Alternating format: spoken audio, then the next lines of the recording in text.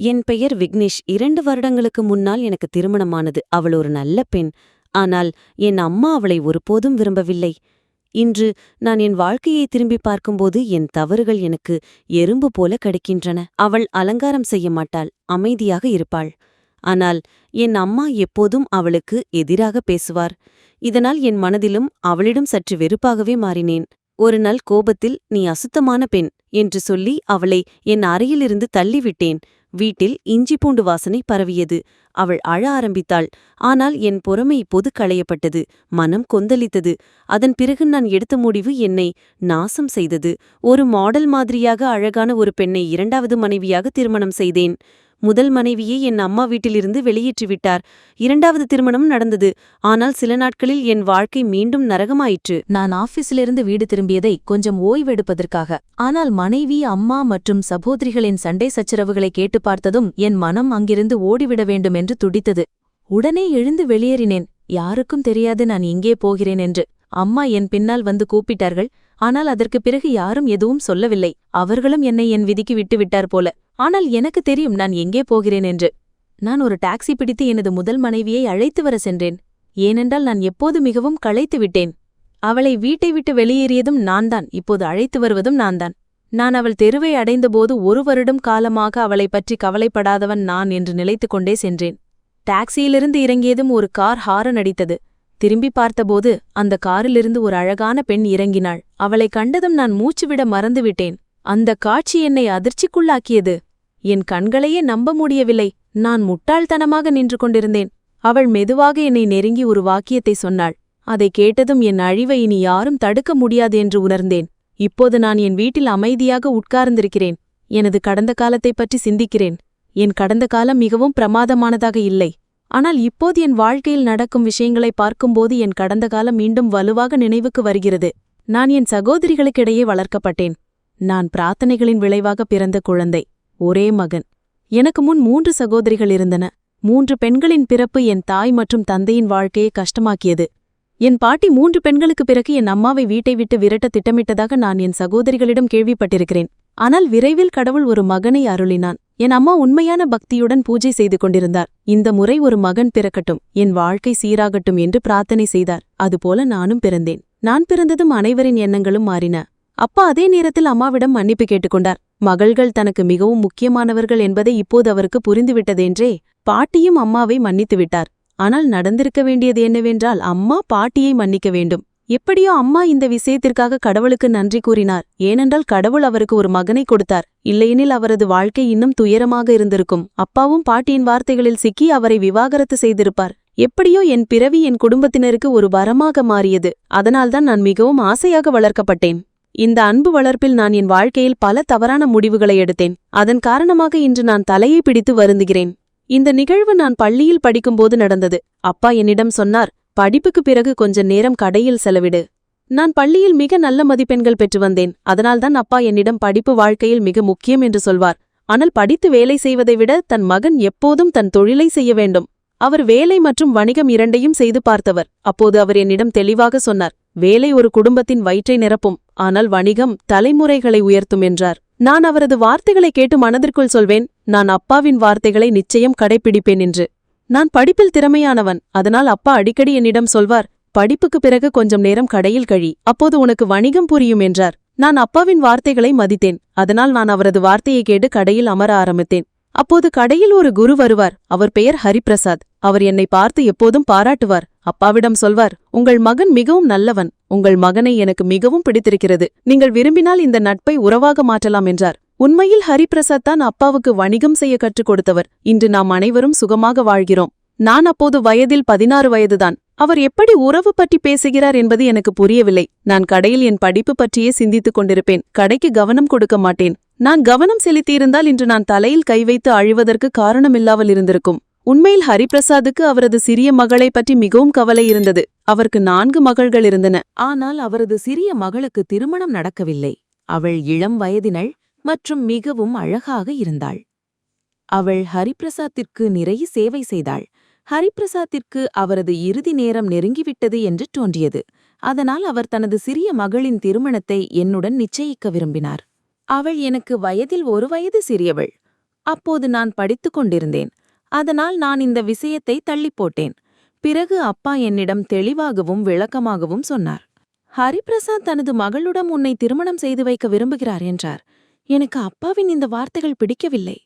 நான் அர்ச்சனாவை கல்யாணம் செய்து கொள்ள விரும்பவில்லை. ஆனால் அப்பாவின் கட்டாயத்தால் அன்றே ஹரிபிரசாத்தின் விருப்பப்படி நாங்கள் அனைவரும் அவளை பார்த்தோம். அவள் பெயர் அர்ச்சனா. சகோதரிகளுக்கும் அர்ச்சனாவை சிறப்பாக பிடிக்கவில்லை. ஆனால் அப்பாவின் மரியாதைக்காக அனைவரும் மௌனமாக இருந்தனர். அர்ச்சனா எங்களுக்கு பிடிக்கவில்லை என்று அம்மாவுக்கு தெரிந்ததும் அவர் ஹரிபிரசாத்துடன் கடுமையாக வாதாடினார். இந்த உலகில் என் மகனுக்கு பெண்கள் குறைவில்லை.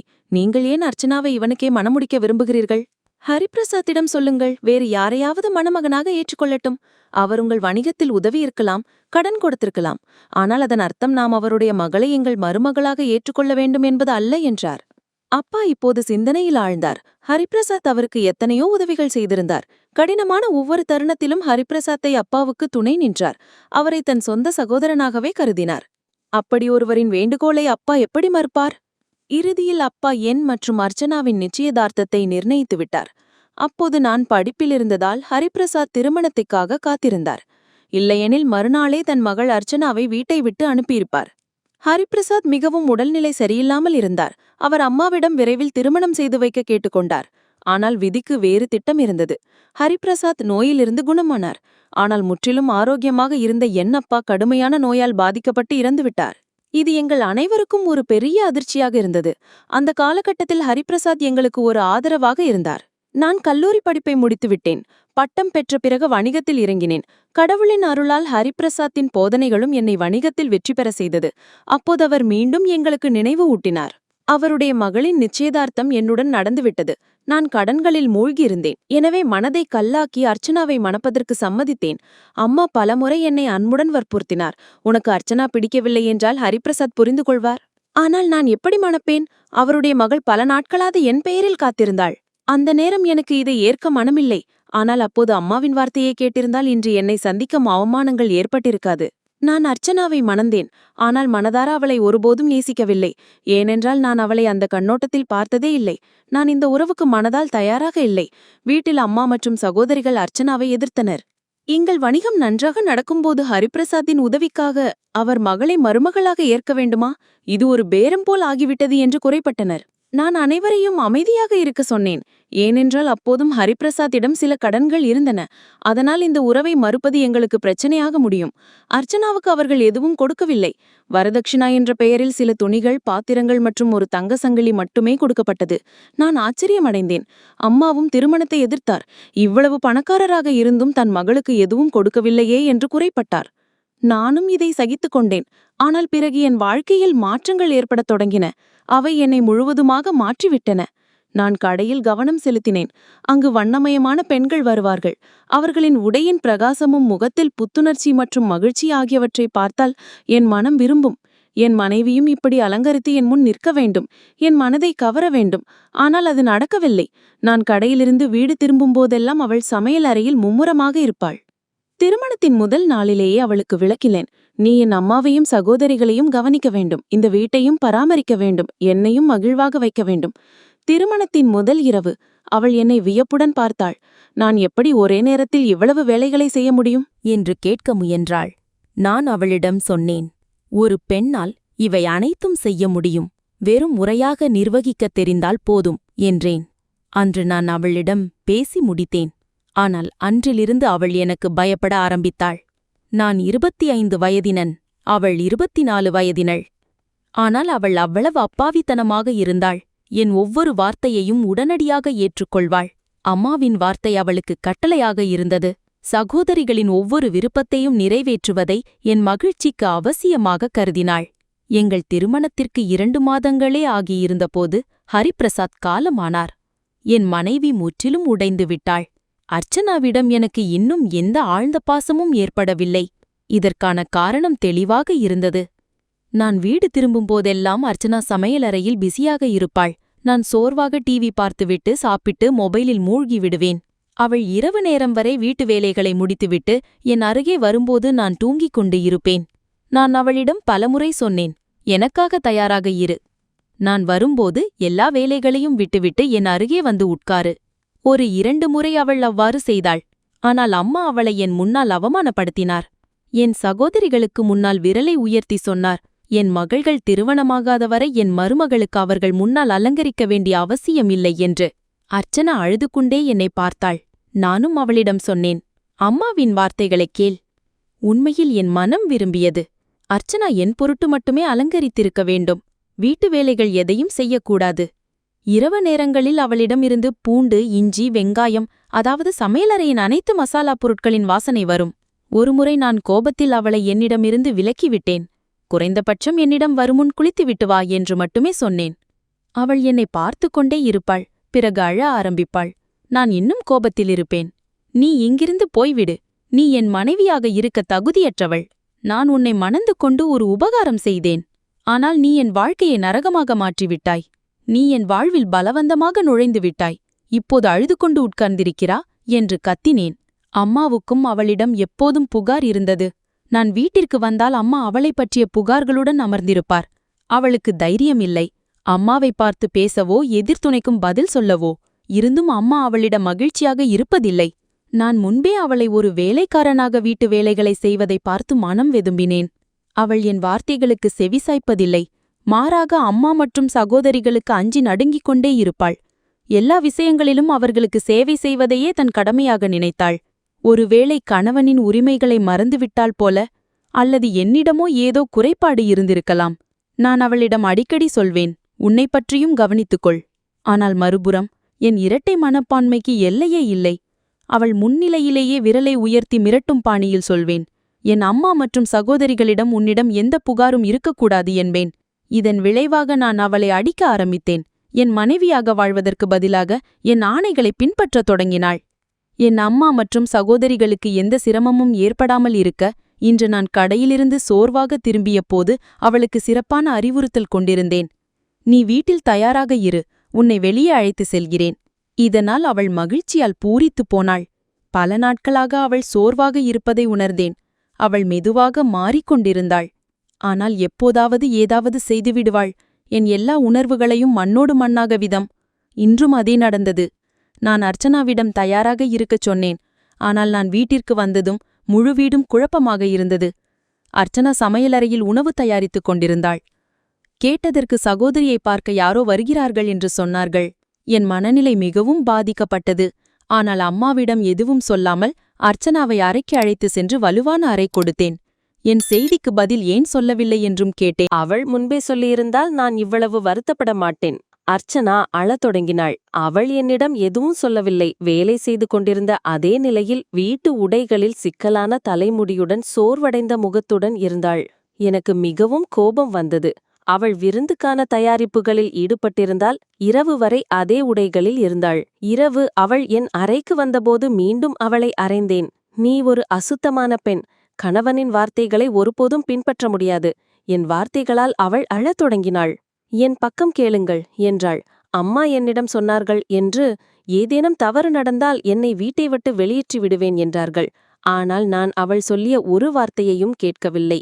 இன்று நான் அவளுடன் நேரம் செலவிட விரும்பினேன். ஆனால் அவளிடமிருந்து மசாலா பொருட்களின் கடுமையான வாசனை வந்தது. என் மூக்கில் எரிச்சலை ஏற்படுத்தியது. அவள் வியர்வையில் நனைந்து இருந்தாள். அவளின் நிலையை பார்த்து எனக்கு மிகவும் கோபம் வந்தது. இது என்ன நிலைமை என்று கேட்டேன். எனக்கு ஒரு அலங்கரிக்கப்பட்ட அழகான பெண் தேவை என்பது உனக்கு புரியவில்லையா என்றேன். நான் சாந்தி அடைய வேண்டும். ஆனால் நீ 6 மாதங்களுக்குள் என் நிலைமையை மோசமாக்கிவிட்டாய். நீ என் ஒரு வார்த்தைக்கும் கீழ்ப்படிய மாட்டாய். நீ என் வீட்டை விட்டு வெளியேறு என்று நான் அவளை அறையிலிருந்து வெளியே தள்ளிவிட்டேன். அவள் அழுது கொண்டிருந்ததை பற்றி நான் கவலைப்படவில்லை. அவள் சொன்னதும் கேட்கவில்லை. அவள் சுத்தம் செய்து கொண்டிருக்கும்போது அம்மா கண்டிப்பாக சொன்னார்கள், உன் அறைக்குள் போகாதே என்று சொன்னாள். அவள் அழுது கொண்டே இதை திரும்ப திரும்ப சொன்னாள். ஆனால் நான் அவள் ஒரு அனாதை என்பதை மறந்துவிட்டேன். அம்மா இல்லை, அப்பா இல்லை, சகோதரிகள் தனித்தனியாக திருமணமாகி வீடுகளில் இருக்கிறார்கள். அப்படியென்றால் அவள் எங்கே போவாள்? எனக்கு ஒரே ஒரு பிடிவாதம்தான் இருந்தது. இந்த பெண் என் விருப்பப்படி நடக்கவில்லை. என் மனதை மகிழ்விக்கவில்லை. எப்போதும் இவளிடமிருந்து பூண்டு, இஞ்சி, காரமான மசாலா பொருட்களின் வாசனை வந்து கொண்டே இருக்கும். அம்மாவும் சகோதரிகளும் இதையெல்லாம் பார்த்துவிட்டு ஊமையாகி விடுவார்கள். நான் என் அறையை பூட்டிக் கொண்டேன். நான் மிகவும் கோபமாக இருந்தேன். நான் அவளுக்கு விவாகரத்து கொடுக்கவில்லை. ஆனால் அவளை வீட்டை விட்டு வெளியேறும்படி உத்தரவிட்டேன். இரவில் எந்த நேரத்தில் தூக்கம் வந்துவிட்டதோ தெரியவில்லை. வெளியே நீண்ட நேரம் கூச்சல் இருந்தது. பிறகு அமைதி நிலவியது. நான் எழுந்து பார்க்கக்கூட நினைக்கவில்லை. எல்லாவற்றுக்கும் மேலாக அவள் என் மனைவிதானே. அவளுக்கு என்ன நேர்ந்திருக்கும்? மாறாக நானே ஒரு கொடுமைக்காரனாக மாறிவிட்டேன். நான் யாருக்கு அநீதி செய்தேனோ அவளை வீட்டை விட்டு வெளியேற்றினேனோ? நான் எப்படி அவளுக்கு ஆதரவாக நிற்பேன்? எப்படி போய் அவள் எப்படி உணர்கிறாள் என்று பார்க்க முடியும்? இதயம் கல்லாக மாறிவிட்டது. ஒருவேளை தவறு என்னுடையதும் இல்லை, யாருடைய தவறு என்றே தெரியவில்லை. இதுவரை எனக்கு புரியவில்லை. கூச்சல் நிறைய நேரம் கழித்து நின்றது. பிறகு நான் ஆழ்ந்த தூக்கத்தில் மூழ்கினேன். காலையில் என் அறையிலிருந்து வெளியே வந்தபோது மேஜையில் காலை உணவு வைக்கப்பட்டிருந்தது. அம்மா புன்னகையுடன் என்னை கட்டிப்பிடித்து, வாழ்த்திக்கள், அந்த சூனியக்காரி உன் வாழ்க்கையிலிருந்து போய்விட்டாள். நான் அவளை உன் வாழ்க்கையிலிருந்து வெளியேற்றிவிட்டேன். இரவில் அவள் உன்னிடமும் உன் சகோதரிகளிடமும் மிகவும் முரட்டுத்தனமாக நடந்து கொண்டாள். அவளை இனி இங்கே வைப்பது நல்லதல்ல என்று நினைத்தேன். நீ அவளை விட்டுவிட்டாய், விவாகரத்து கொடுக்கவில்லை, அவள் எந்த பிரச்சனையும் இல்லை என்றார்கள். ஒருவேளை நான் என் நிலையை புரிந்து கொள்ள முடியவில்லை. அதனால் அம்மாவுக்கு பதில் சொல்லவில்லை. காலை உணவை முடித்துவிட்டு கடைக்கு சென்றேன். நான் சில நாட்கள் மிகவும் குழப்பமாக இருந்தேன். வணிகத்தில் கவனம் செலுத்த முடியவில்லை. மெதுவாக வணிகம் முற்றிலும் நின்றுவிட்டது. நல்ல வேளையாக நான் நல்ல நேரத்தில் படித்துவிட்டேன். அதனால் வேலை விரைவாக கிடைத்துவிட்டது. எந்த சிரமமும் இல்லை. கடை மூடப்பட்டு விட்டது. ஆனால் ஒரு நாள் மீண்டும் கடை திறக்கலாம் என்ற நம்பிக்கை எனக்கு இருந்தது. அதுவரை வேலையிலேயே காலத்தை கழிப்பேன். 1 மாதத்திற்குள் வணிகம் எப்படி மூடிவிட்டது? இவை நடக்கும்போது எனக்கு எதுவும் புரியவில்லை. இந்த நேரத்தில் ஒரு நிமிடம் கூட என் மனைவியைப் பற்றி நான் நினைக்கவில்லை. அம்மா எனக்கு புதிய திருமண ஏற்பாடுகளை பார்க்க ஆரம்பித்து விட்டார்கள். ஏனென்றால் அவர்கள் ஆரம்பத்திலிருந்தே அர்ச்சனாவை எதிர்த்து வந்தார்கள். அவர்கள் அவளை என் மனைவியாக ஒருபோதும் ஏற்றுக்கொள்ளவில்லை. அதனால் நானும் அவளை என் இதயத்திலிருந்து முழுவதுமாக வெளியேற்றிவிட்டேன். அவளும் தன் வாழ்க்கையில் முன்னேறத் தொடங்கினாள். அப்போது அலுவலகத்தில் ஒரு அழகான மாடர்ன் பெண் வந்து சேர்ந்தாள்.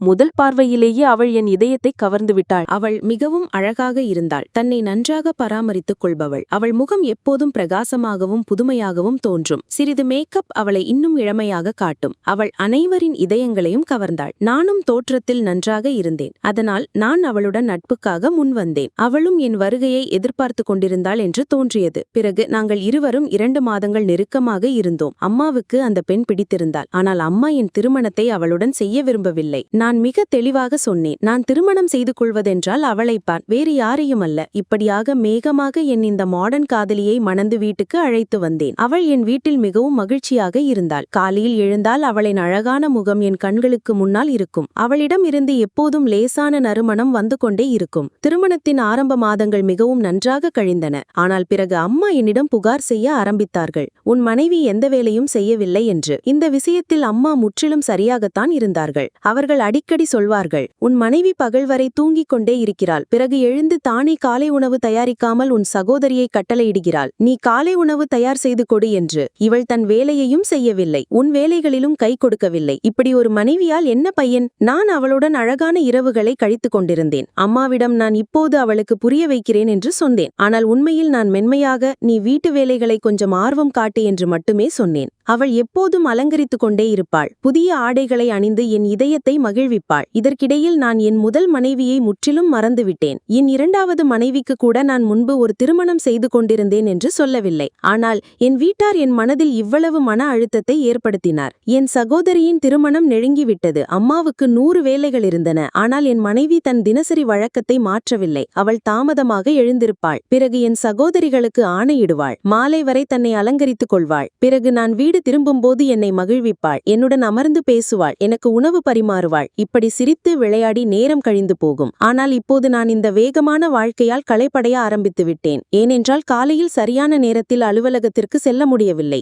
சில நேரங்களில் காலை உணவு கூட கிடைக்காது. உடைகள் இஸ்திரி செய்யப்படாமல் இருக்கும். இஸ்திரி செய்யப்பட்டாலும் சரியாக கழுவப்படாது. வண்ணாத்தியிடம் துணிகளை கொடுப்பார்கள். ஏனென்றால் என் மனைவிக்கு என் துணிகளை கழுவ நேரமே இருக்காது. நான் பலமுறை அம்மாவிடம் வேலைக்காரியை வைத்துக்கொள்ள சொன்னேன். ஆனால் அவர்கள் மறுத்துவிட்டார்கள். வேலைக்காரர்கள் வீட்டுப் பொருட்களை திருடி விடுவார்கள் என்று. இப்போது நான் மிகவும் பிரச்சனையில் இருந்தேன். என்னுள் கோபமும் எரிச்சலும் வளர ஆரம்பித்துவிட்டது. மனைவி தன்னை பற்றி முழு கவனம் எடுத்துக்கொள்வாள். ஆனால் என் வேலைகளில் எந்த ஆர்வமும் காட்ட மாட்டாள் என்ற காலையிலும் நான் தாமதமாக எழுந்தேன். வேகமாக அலுவலகத்திற்கு சென்றேன். தலைவலி அதிகமாக இருந்தது. ஏனென்றால் டீ கூட கிடைக்கவில்லை. மனைவி சுகமாக தூங்கிக் கொண்டிருந்தாள். வீடு திரும்பியதும் சகோதரியிடம் டீ தயாரிக்க சொன்னேன். அவள் தெளிவாக மறுத்துவிட்டாள். அம்மாவும் என் எல்லா வேலைகளிலிருந்தும் என்னை கைவிட்டு விட்டார்கள். களைப்போடு என் அறைக்குள் நுழைந்தேன். என் மனைவி தயாராக உட்கார்ந்திருந்தாள். என்னை பார்த்து சிரித்துக் கொண்டிருந்தாள். நான் அவளிடம் சொன்னேன், வீட்டு வேலைகளுக்கும் கவனம் கொடு என்று சொன்னதும் அவளுடைய முகம் கருத்துவிட்டது. அவள் கூச்சலிட்டு முரட்டுத்தனமாக பேசினாள்.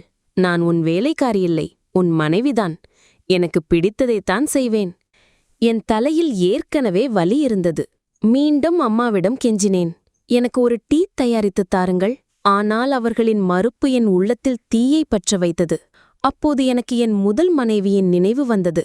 என் சேவையில் எந்த குறையும் விடாமல் பார்த்து கொண்டவள். அப்போதும் நான் என்னை பற்றி மட்டுமே நினைத்து கொண்டிருந்தேன். என் இரண்டாவது மனைவியையும் விட்டுவிட முடியவில்லை. ஏனென்றால் அவளுடைய அசைவுகள் என் மனதை கவர்ந்து விட்டன. அதே நேரத்தில் நான் வீட்டை விட்டு வெளியேறினேன். ஏனென்றால் என் மனம் எனக்கு ஒரு அசாதாரண வழியை காட்டியது.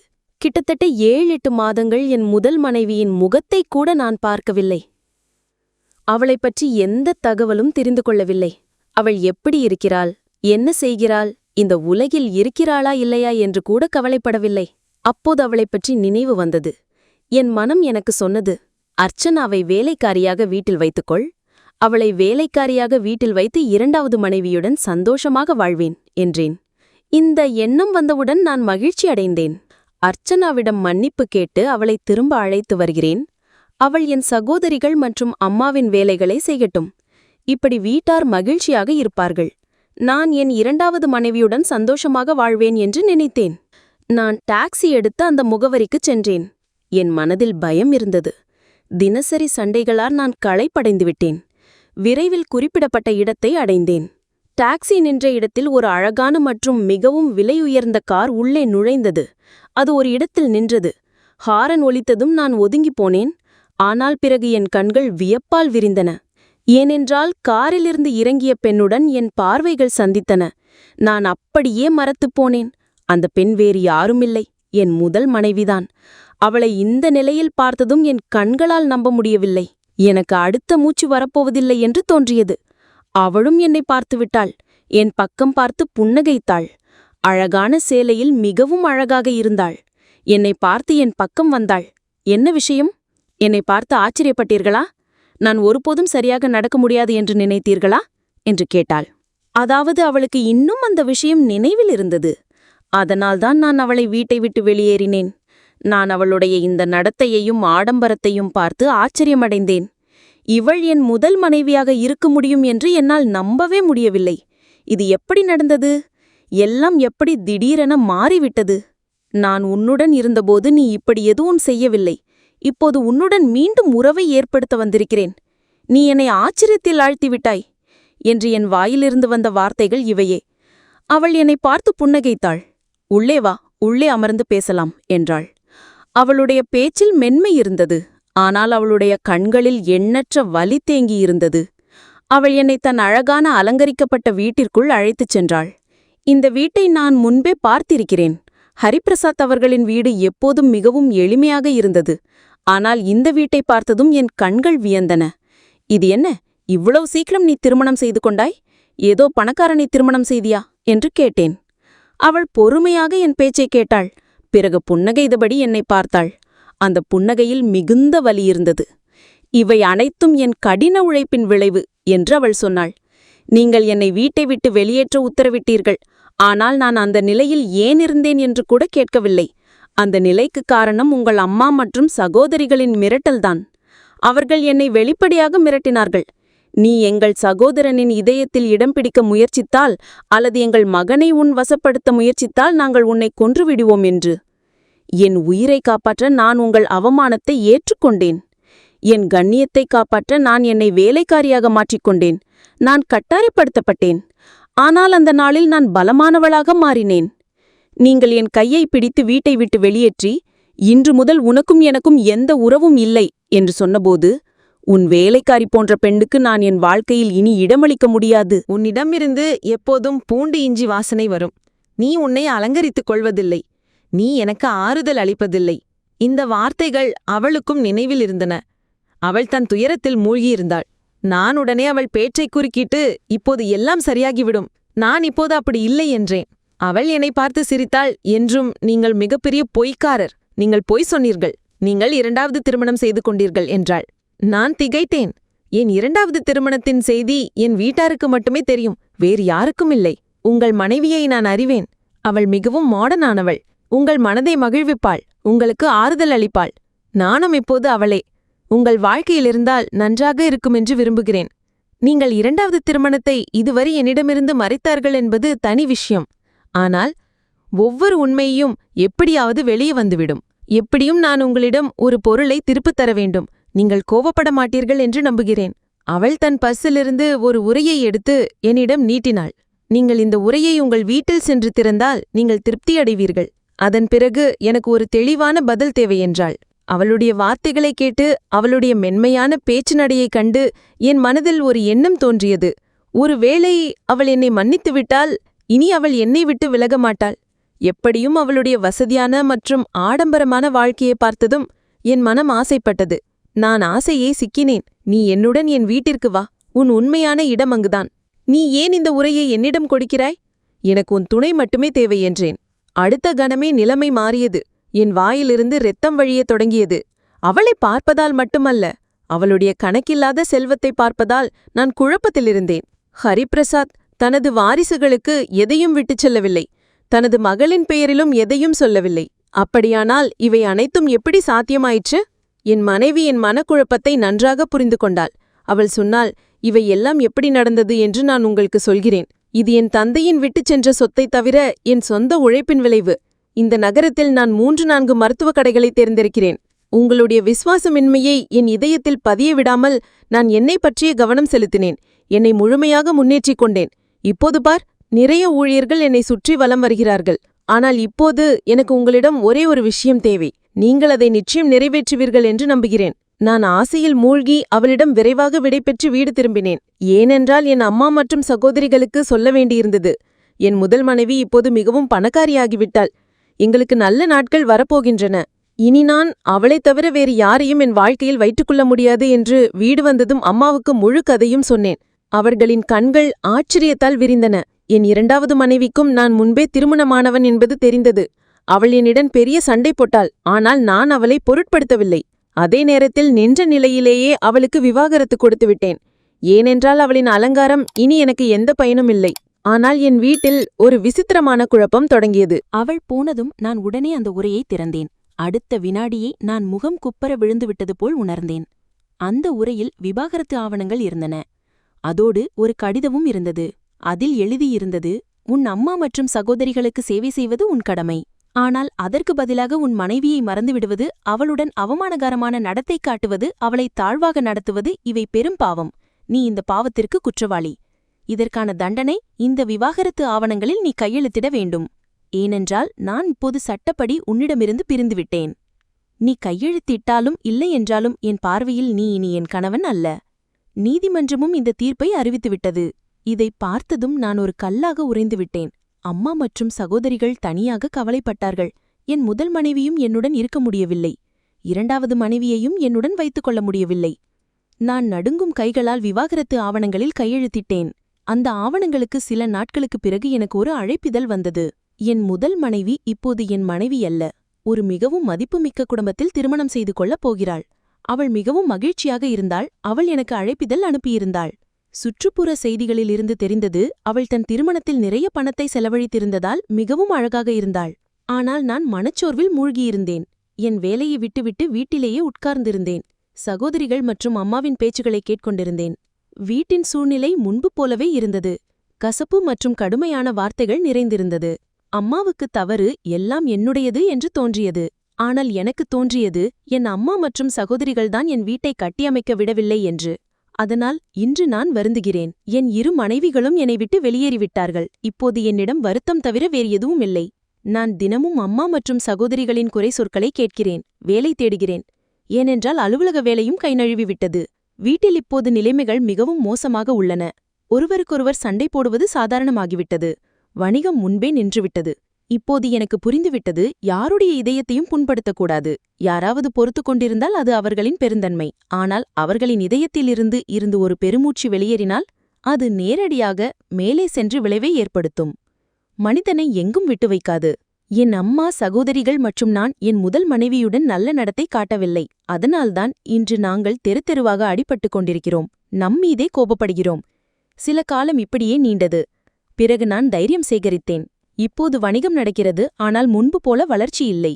ஒரு விஷயம் நான் இதுவரை யாரிடமும் சொல்லவில்லை. இந்த வணிகத்தை மீண்டும் நிறுவுவதில் என் முதல் மனைவியின் உதவி இருந்தது. அவள் என்னை இந்த நிலையில் பார்த்து சில பணத்தை கொடுத்தாள். குறைந்தபட்சம் 2 வேளை உணவு சாப்பிடுவதற்கு. வாழ்க்கை வெட்கத்தால் நிரம்பியுள்ளது. ஆனால் ஒரு பாடத்தையும் கற்றுத்தந்தது. நல்ல காலத்தில் மனிதன் அகம்பாவம் கொள்ளக்கூடாது. இல்லையென்றால் கெட்ட காலத்தில் நல்ல மற்றும் உண்மையான துணையின் ஆதரவு கிடைக்காது. இத்துடன் இந்த கதை முடிந்தது. கதை பிடித்திருந்தால் லைக் செய்யவும் மறக்காமல் சப்ஸ்கிரைப் செய்யவும். நன்றி.